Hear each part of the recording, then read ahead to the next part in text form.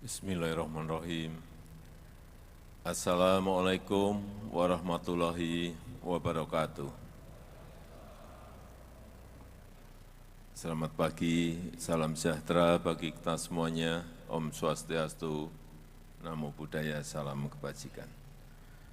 Yang saya hormati para menteri yang hadir bersama kita, Pak Mendagri, Pak Menteri Investasi, dan juga Panglima TNI. Yang saya hormati Gubernur Kalimantan Timur, Tuan Rumah Wali Kota Balikpapan, yang saya hormati Ketua Dewan Pengurus APEKSI, Bapak Eri Cahyadi, beserta seluruh Bapak Ibu Wali Kota yang hadir pada pagi hari ini, hadirin dan undangan yang berbahagia. Sudah sering saya sampaikan bahwa di tahun 2045, 70% penduduk kita ini akan ada di perkotaan. 70%. Kalau dunia di tahun 2050, 80% penduduk dunia ini akan ada di kota, di perkotaan. Apa yang akan terjadi? Beban kota akan menjadi sangat berat.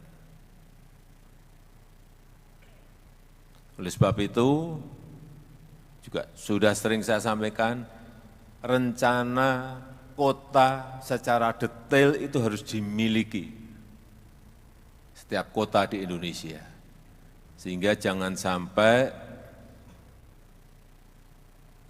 kita memiliki kota yang sekarang ini banyak terjadi di Eropa maupun di Amerika, kota-kota yang mencekam. Karena penganggurannya banyak, karena homeless-nya banyak, dan kita tidak ingin itu terjadi di negara kita, Indonesia. Kita ingin menjadikan semua kota itu livable, nyaman dihuni, dan juga lovable. Orang yang berkunjung ke sana senang ingin kembali berkunjung, dan orang yang tinggal di situ juga sangat mencintai kotanya, karena kotanya memberikan pelayanan publik yang baik kepada masyarakatnya. Kita melihat sekarang ini sudah banyak kota-kota di negara kita itu sudah mulai macet. Mulai macet. Pak Wali Kota Balikpapan sudah macet. Sudah. Saya dengar, sudah. Surabaya sudah macet, Pak Wali, sudah. Sampun Pak, sudah. Bandung, Pak Wali Kota Bandung, sudah macet Bandung, sudah. Medan, Pak Wali Kota Medan ada macet, macet. Oh Pak Wali, macet. Semuanya sudah mulai macet. Oleh sebab itu, sekali lagi, rencana kota mengenai transportasi massal, transportasi umum itu harus disiapkan. Kalau kita bayangannya selalu subway, MRT, LRT, itu biayanya gede banget, mahal. Saya sampai apal. Waktu MRT Jakarta dibangun pertama, itu per kilometer, yang MRT yang bawah tanah itu 1,1 triliun rupiah per kilometer. 1,1 triliun rupiah per kilometer. Sekarang sudah 2,3 triliun per kilometer. Tolong tunjuk jari. kota mana yang siap membangun MRT dengan APBD-nya. 1 kilometer 2,3 triliun.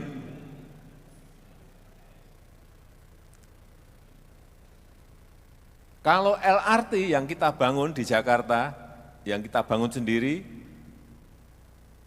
dengan gerbong yang kita buat di Inka, itu kurang lebih 600 miliar per kilometer. Siapa yang sanggup? Ada kota yang APBD-nya sanggup? Tunjuk jari. Saya beri sepeda. Enggak ada yang mampu. Apalagi kereta cepat. Kereta cepat itu juga justru lebih murah dari yang subway. Kereta cepat itu 780 miliar per kilometernya. Oleh sebab itu sekarang ada barang baru yang namanya ART, Autonomous Rapid Transit. Tidak pakai rel, tapi pakai magnet. Bisa 3 gerbong, 2 gerbong, 3 gerbong, atau 1 gerbong. Nah ini jauh lebih murah. Nanti kalau ada yang APBD-nya memiliki kemampuan, tolong berhubungan dengan Pak Menteri Perhubungan. Bisa bagi-bagi 50-50, APBD 50%, APBN 50% misalnya. Karena kalau tidak,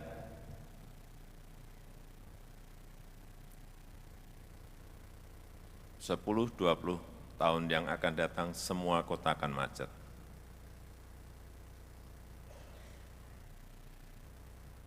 Enggak percaya, kita lihat nanti. Kalau enggak, kota-kota siap dan menyiapkan diri mengenai transportasi massalnya.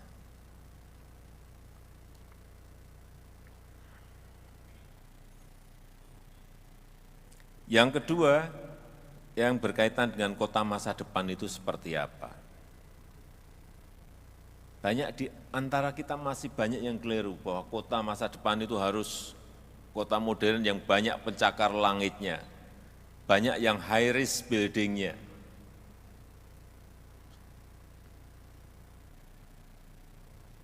Menurut saya, dan sekarang ini sudah mulai ada sebuah paradigma baru, kota yang baik adalah kota yang ramah pejalan kaki. Kota yang baik adalah kota yang ramah terhadap penyandang disabilitas. Kota yang ramah terhadap pesepeda. Kota yang ramah terhadap anak dan perempuan. Konsepnya kira-kira itu. Kota yang ramah terhadap lingkungan. Artinya apa? Kota ini memang harus green, harus smart, dan harus friendly.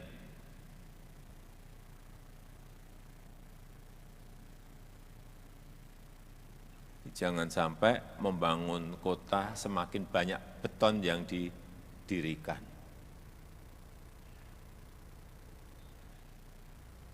Ada trotoar, semua paving block semuanya.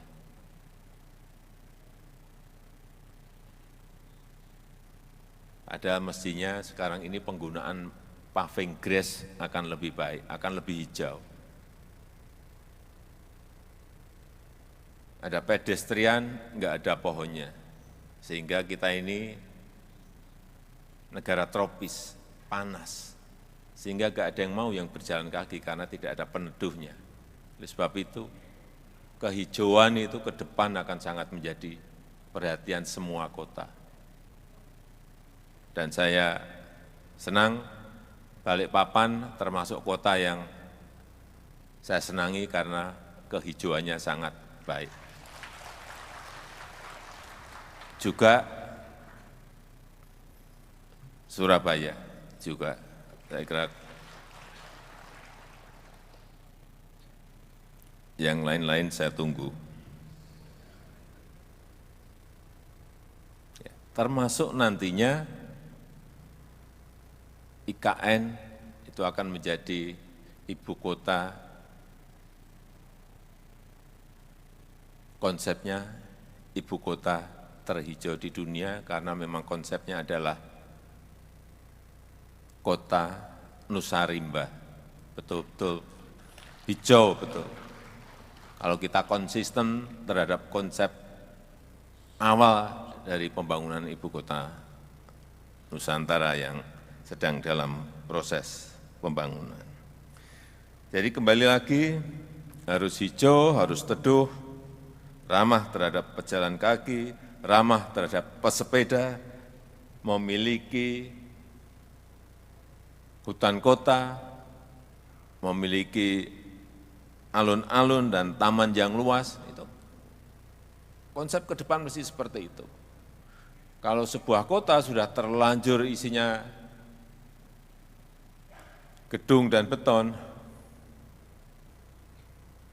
ya memang harus mencarikan, artinya meredesain lagi kotanya. Mungkin memangkas beberapa gedung, dibeli, dipangkas, kemudian dijadikan taman kota. Tidak ada jalan lain kalau sudah terlanjur.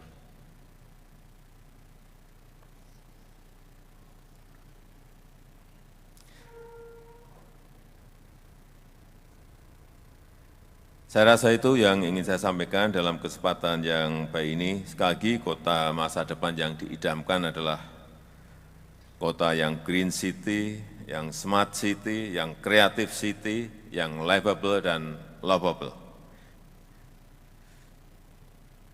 Dan dengan mengucap Bismillahirrahmanirrahim, pada pagi hari ini secara resmi saya buka rapat kerja nasional Rakernas Asosiasi Pemerintah Kota Seluruh Indonesia APEKSI ke-17 di Balikpapan tahun 2024. Terima kasih. Wassalamualaikum warahmatullahi wabarakatuh.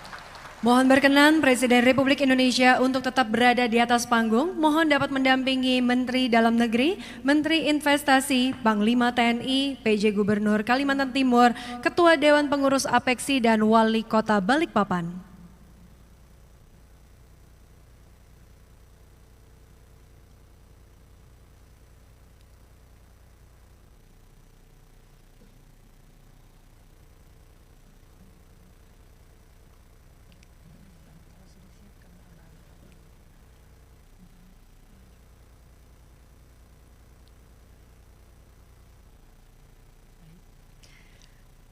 Mari kita hitung bersama di 3, 2, 1.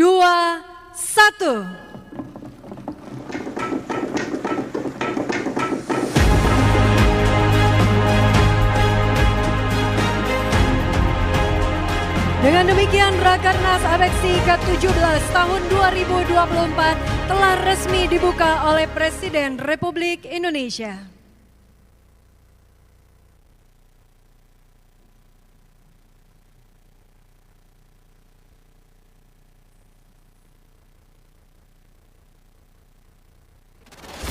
Sebagai